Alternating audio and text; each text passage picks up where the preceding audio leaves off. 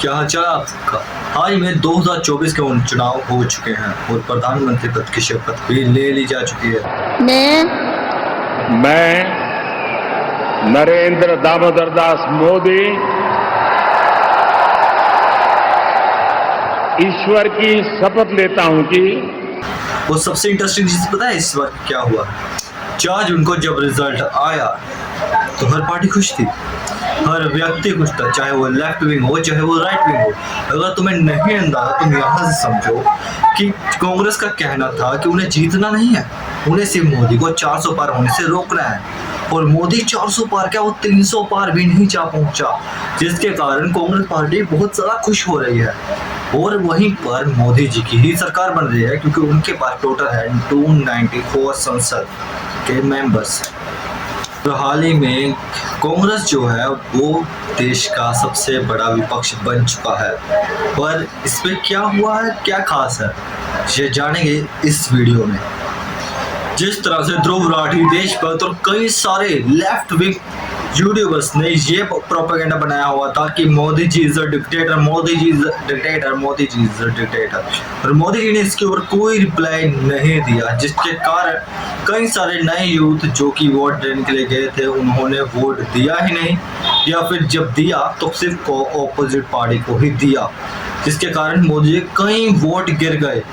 और उदाहरण के लिए आप लोग कई सारी स्टेट दे रहे जैसे कि हरियाणा, राजस्थान और कई सारी, पंजाब में तो खाता तक नहीं खोल पाई बीजेपी, जिसका मुख्य कारण बताया जा रहा है मिडिल क्लास फैमिली को फ्रीबीज ना देना, सिर्फ और सिर्फ मोदी के चेहरे पे चुनाव लड़ना और कई सारे कांग्रेसी नेताओं को बीजेपी में शामिल करना, जिसके कारण कई लोग नाराज हुए थे बीजेपी पार्टी से। और सबसे इम्पोर्टेंट चीज जो कि चुनावों को इम्पैक्ट किया वो था यूट्यूबर्स ने और ग्राउंड रियलिटी ने, जहाँ पे मुद्दा ये था कि अब की बार 400 पार 400 पार। पर हुआ क्या, इसका एकदम उल्टा, मोदी 400 के बजाय 300 पे ही रह के सिमट गए। पर सच बोलूं तो इससे कोई फर्क नहीं पड़ता, कारण रहेंगे तो प्रधानमंत्री नरेंद्र मोदी ही ना, कोई दूसरा तो आ नहीं रहा। मैं दूसरे एरियाज की बात नहीं करता, मैं सिर्फ लुधियाना की बात करता जहाँ का मैं रहने वाला निवासी हूँ। और तुम यहाँ से अंदाजा लगा सकते हो वहाँ का कि रवनीत सिंह बिट्टू जो कि एक कांग्रेस का पहले सांसद था वो बीजेपी में आ गया, और उसने 10 साल में कोई लुधियाना में कोई डेवलपमेंट की ही नहीं, जिसका कारण ये हुआ कि वो चुनाव हारने वाला था इस साल। पर उसने क्या किया, कांग्रेस छोड़कर बीजेपी में आ गया। पर इसका नतीजा क्या हुआ, कांग्रेस का ही नेता राजा वड़िंग जीत गया। कि अगर मोदी जी ये सोच रहे हैं कि वो अपने चेहरे पर नए लोगों को अंदर संसद के मेंबर बनाने की सोच रहे थे, तो इस बार उनका प्लान कामयाब नहीं हुआ।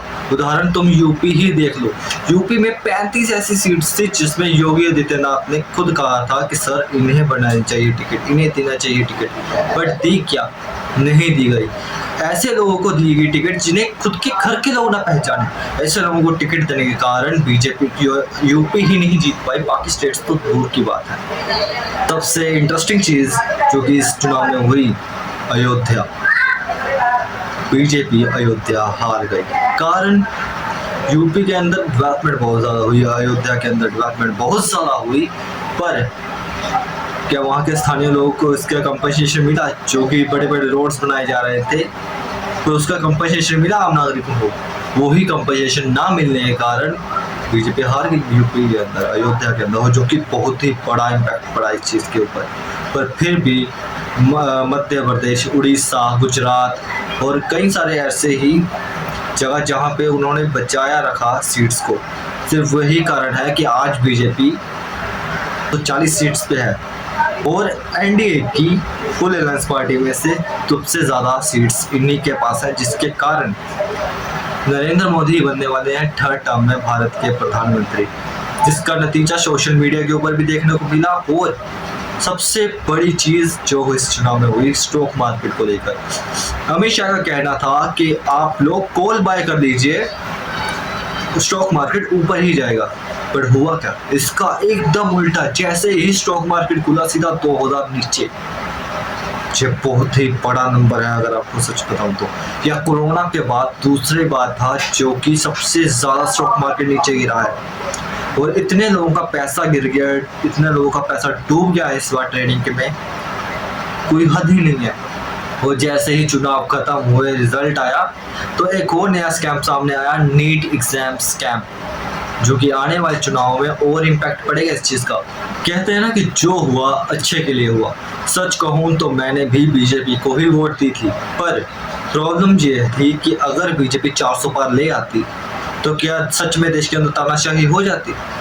नहीं, सच के देश के अंदर तानाशाही नहीं आती, बट ये होता कि बीजेपी के अंदर कई क्रिमिनल्स घुस चुके हैं। कारण कांग्रेस के कई सारे नेता जो क्राइम करने के बाद बीजेपी में आ जाते हैं और उनके ऊपर से सारा काला चिट्ठा गायब हो जाता है। और यही कारण था, इम्पैक्ट पड़ रहा था जब कर्नाटका के अंदर जब 2900 से ज़्यादा लड़कियों के एमएस बरामद हुए थे, जिसके कारण बीजेपी के कई सारे सपोर्टर्स नीचे गिर गए थे।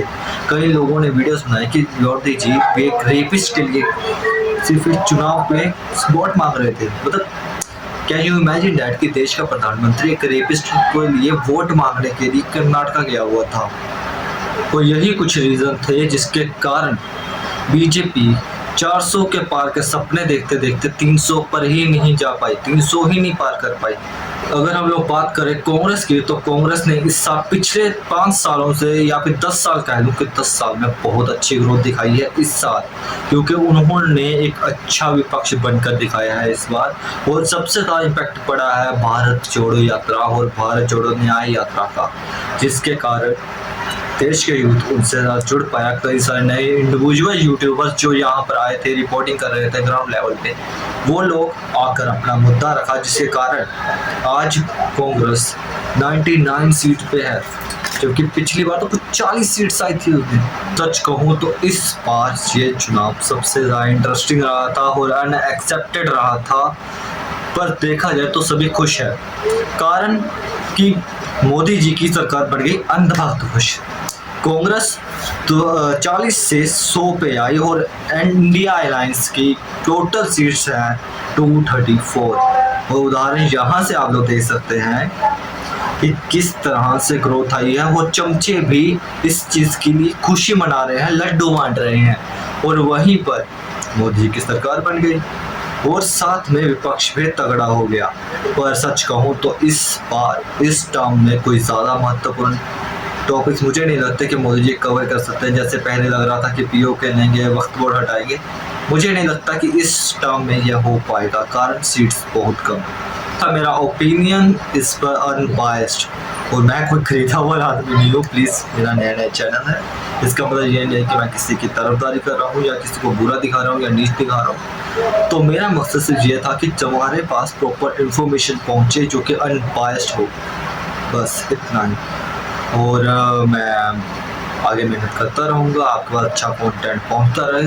अगर आपको लगता है कि मेरी वीडियो अच्छी थी तो वीडियो को लाइक करें, शेयर करें, और अगर मेरी वीडियो आपको अच्छी लग रही है और इससे हर वीडियो से आप देखना चाहते हैं तो इस वीडियो को सब्सक्राइब करें। और आप लोग कमेंट करके ये बता सकते हैं कि मुझे अगली वीडियो किस टॉपिक के ऊपर बनानी चाहिए। मैं आपको आपके इस वीडियो ओपिनियन के ऊपर वीडियो अवश्य बनाऊँगा।